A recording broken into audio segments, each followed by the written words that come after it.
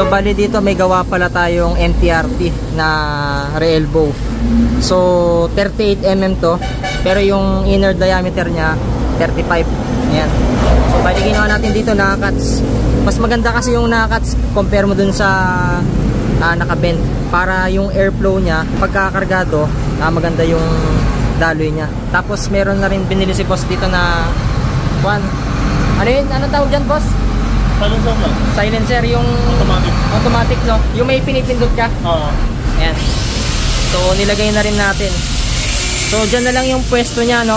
Tapos maglalagay pa ng bracket ni Tol. Oo. Ayan si Tol Kenny yung gagawa, si Kenny Works. Kenny Works ne, no? Okay. Ayan, straight 35 yan. Tapos ito, pinrest mo na lang, no? Oo. Para kakasa dun sa silencer. Ito, full weld na to. Ayan, mamaya pakita natin yung magiging itsura niya.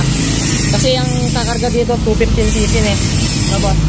Bali ito, stock pipe pa lang. Ay, stock engine, stock pipe tuloy.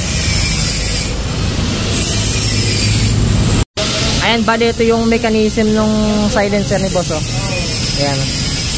Ayos, no? Boss, nakaabang na yung wiring nito? Ha? Nakaabang na yung wiring nito? Para mapagana mamaya, ano? Ay, napagana mo na to? Ay, si boss, shoutout sa kanya.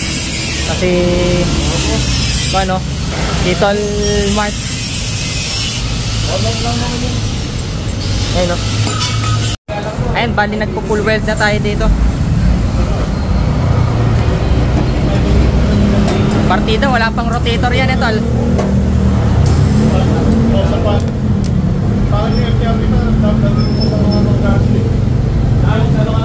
Kapi-kapi.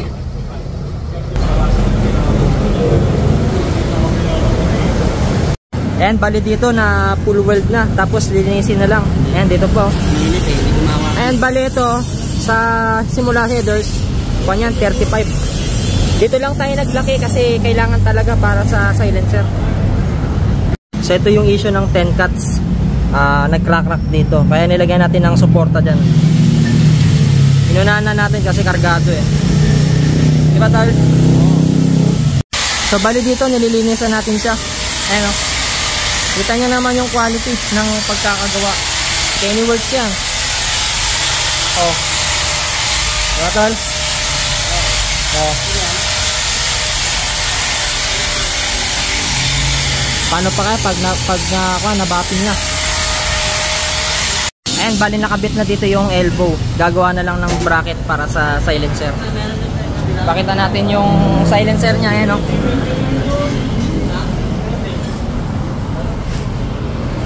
So ayan, bali tapos na nga itong NTRT na nagpare-elbow sa atin. Straight 35. Tapos dito nilaki na lang natin dahil dun sa silencer. And then ang suggest namin kay bossing, mag-bracket na lang tayo dito sa baba para sasabay siya sa play ng engine. So hindi siya pwedeng ilagay dito sa tuktok kasi nga tatama siya dito sa sensor and then dito sa radiator. Sabi ko, dito na lang ipalikod na lang natin. Ang gusto niyang mangyari, pailalim, kaso parang mas showy kasi eh. So ito simple lang, malinis yung tindigan niya. Ayun, no? Pag naka-side, ganyan yung itsura niya.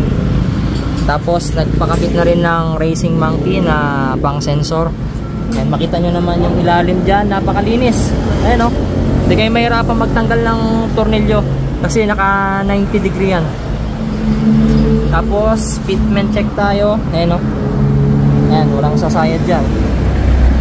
So bali ilang cuts? 1, 2, 3, 4, 5, 6, 7, 8. Nag 8 cuts tayo rito sa differential nya. Tapos naglagay tayo ng flat bar para maiwasan yung pagkakrak issue ng kargado. Ayan. So sound check na tayo. Ayan, sound check tayo nang naka full open dito. Ayan yung sinasaksak dyan. So bali hindi pa siya nakakuan, no? Naka-reroute, no? Fully closed lang to. O sige, check nga natin kung yung kanya.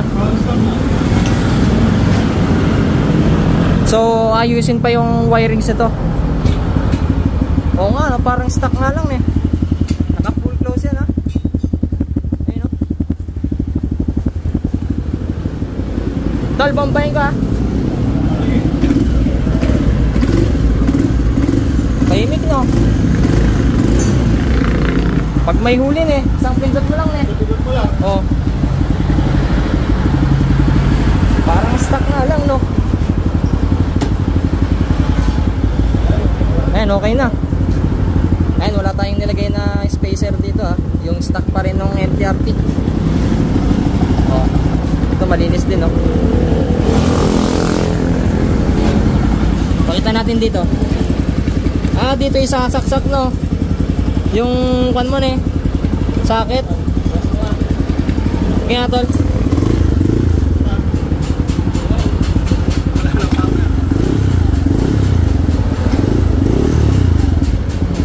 Okay na. Ayan, shoutout kay Bossing. Alright.